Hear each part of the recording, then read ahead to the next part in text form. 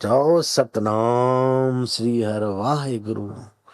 सतनाम श्री हर वाहिगुरु वाहिगुरु वाहिगुरु। कुछ लोग आए गुरु तेग बहादुर जी के पास के महाराज, अब तो यवन लोग अपने देश में धार्मिक स्थानों पर भी गड़बड़ कर रहे हैं और अपनी जगह पूजा की तोड़कर वहां अपना वो कुछ बना रहे हैं, मस्जिद मस्जिद। अब क्या होगा महाराज, ये जुल्म हो रहा है, उनके शासन में हम दबे मारे जा रहे हैं। कश्मीर उन दिनों में धर्म क्षेत्र में,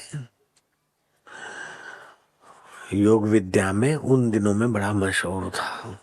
हमारी संस्कृति के प्रचार प्रसार में कश्मीर इलाका बड़ा, कश्मीर के पंडित, कश्मीर के ब्राह्मण, कश्मीर के योगी। राम तीर्थ ने अपने लेख में उल्लेख किया है कि कश्मीर के योगियों से जीसस ने योग सीखा और काशी के विद्वानों से विद्या सीखी। बाद में रोम में आए तो केसर बादशाह ने रोम को सजाया और फिर उनका योग शक्ति जब क्षीण हुआ तो उन्हीं लोगों ने जीसस को क्रॉस पे चढ़ा दिया। राम तीर्थ ने विस्तार से ऐसे प्रवचन करे। तो उस कश्मीर के कुछ पंडितों ने आकर गुरु तेग बहादुर को प्रार्थना की। तो तेग बहादुर ने एक लंबा श्वास छोड़ा, बोले यवनों के इस जुल्म को रोकने के लिए किसी महापुरुष की बलि चाहिए। सारे सन्नाटा मार गए। तो 9 साल का उनका सपूत गोविंद सिंह बोलते हैं कि पिताजी, इस समय देश में महापुरुषों में आपसे बड़ा कौन है? आप ही तो महापुरुष हैं।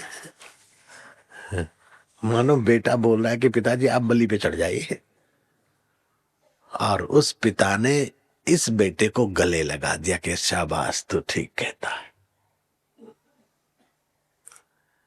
लेकिन ये सिखों का गद्दी, गुरु की गद्दी अब तू संभाले।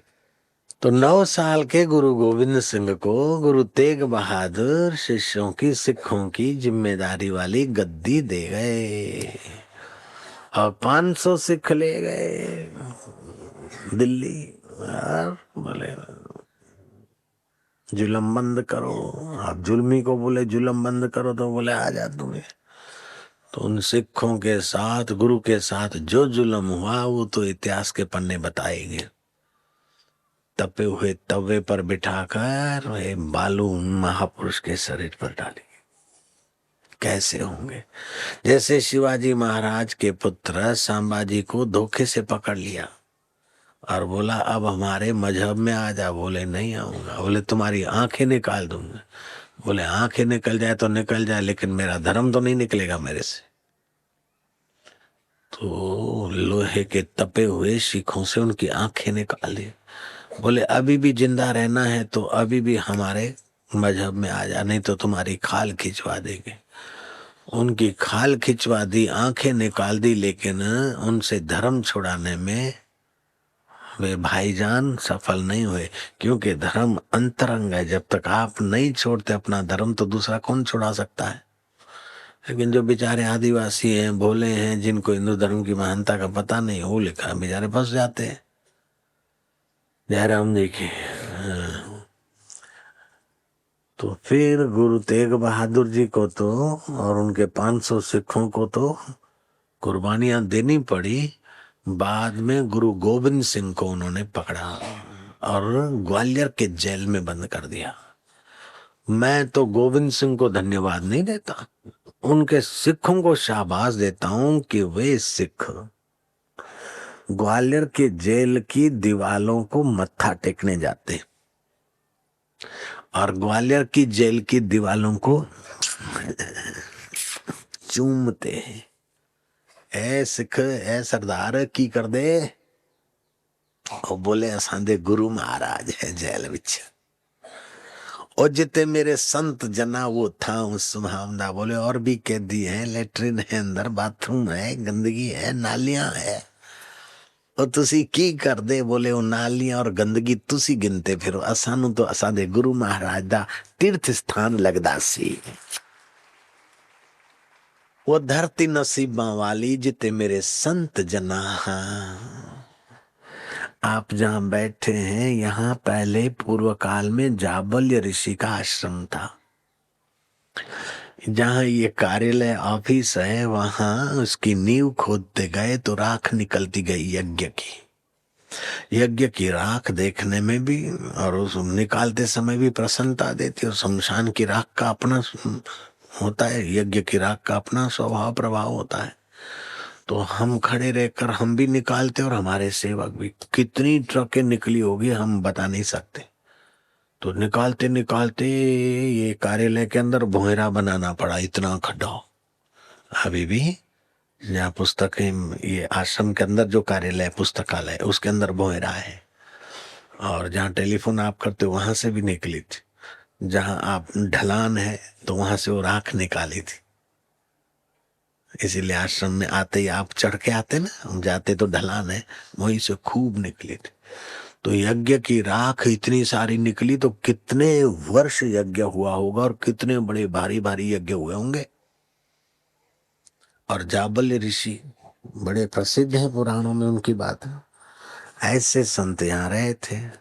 और हम अहमदाबाद में आए थे तो सत्संग करे, फिर नदी किनारे एक जगह मंदिर में ठहरे थे। लेकिन हमको उबान सी लगी कि कहीं एकांत में जाए। जब इधर आए तो मेरे मन में बड़ी अच्छा ही लगा इस धरती पे। तो सेवकों ने बोला बापू जी आप कभी भी आए इधर एकांत में रहे। और ये जमीन इतनी कुटिया बना देते तो मोक्ष कुटिया बड़ के सामने जो बनी मोक्ष वो बनाई। मोक्ष कुटिया तो बनाई, लेकिन हम मोक्ष कुटिया में रहने के लिए तो थोड़े आए थे, कभी कभी आएंगे आएंगे। तो हमारा तो बड़ौदा की तरफ सत्संग था और हम ताला लगा के चले। तो यहाँ आस पास में जंगल ही जंगल था, ये सब कुछ था नहीं, इधर का आश्रम था खाली।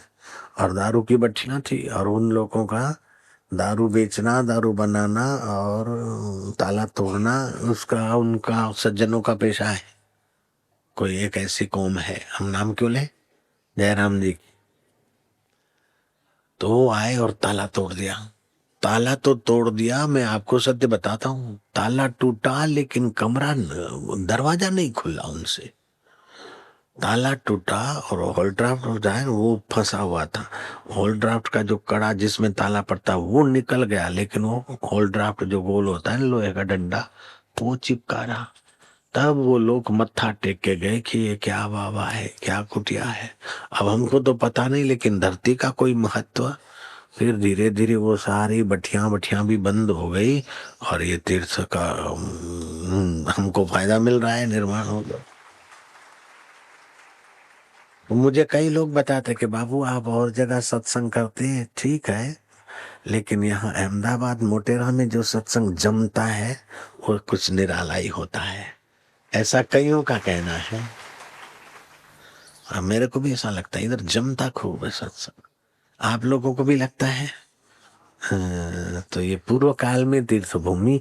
और यहाँ पिछले जो भी 26 साल हुए करीब, तो यहाँ तो वही हो रहा है। यहाँ तो कोई और तो क्या होगा, हरिओम हरिओम होगा, सीताराम होगा, ओम नमो, या नारायण नारायण होगा।